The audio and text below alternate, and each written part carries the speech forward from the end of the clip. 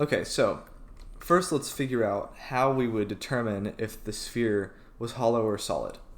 Well, the real only difference that we care about here between hollow and solid spheres is that they have different rotational inertia equations. For a solid sphere, it's I equals 2/5 mr squared. And for a hollow sphere, it's I equals 2/3 mr squared. Why these are different is because they have the same mass here, right? And they have the same radius, we know that. But more of the mass in a solid sphere is concentrated towards the middle, whereas in a hollow sphere, it's all on the outside. So the mass in a hollow sphere actually counts for more. Because remember, when we're calculating rotational inertia, we care about mass and its distance from the center of mass. Okay, so let's look at this. How do we determine what I is? Well, let's look at energy. How much energy how much kinetic energy do we gain? Well, all the kinetic energy we gain, we start at 0 joules. So all the kinetic energy we gain is going to come solely from a loss in gravitational potential energy.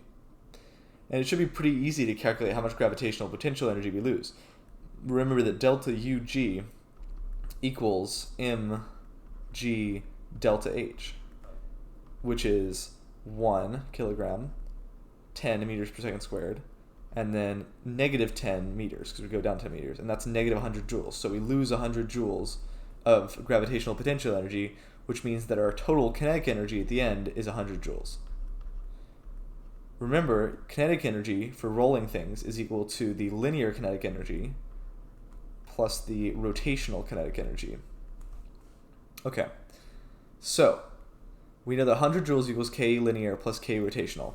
We have equations for both these, right? We know these equations. 100 joules equals 1/2 mv squared plus 1/2 I omega squared. Okay, so remember again, we are solving for I from this equation. We know everything but I. How do we get omega? It's very simple. Omega equals v over r. And r is 1, so it just equals v. Okay, so 100, let's plug in our numbers, equals 1/2 10.95 squared, that's our given velocity, plus 1/2 I 10.95 squared, because omega equals v.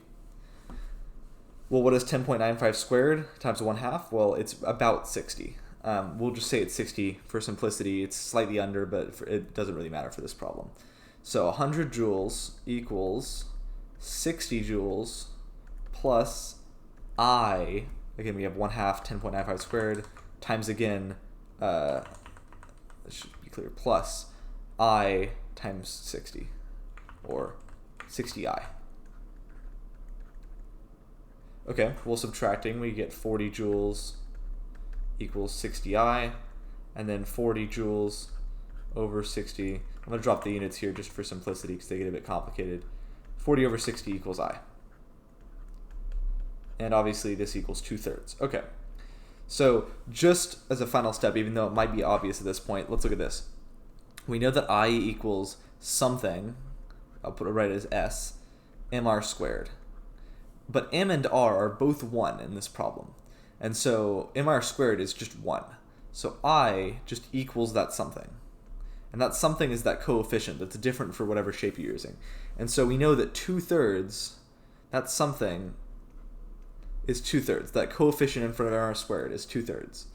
And so we can clearly see that it is more likely a hollow sphere, also called a thin spherical shell, than it is a solid sphere.